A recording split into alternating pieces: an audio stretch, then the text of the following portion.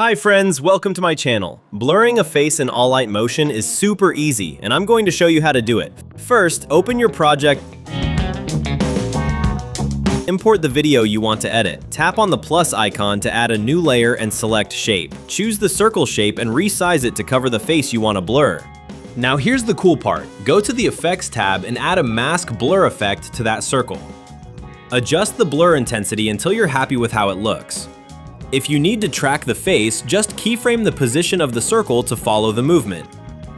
And that's it! You've got a perfectly blurred face that keeps your video looking clean and professional. Simple, right? Now go ahead and give it a try. I hope this video is helpful. If you like this video, then please subscribe to my channel for more tutorials. Thank you so much for watching.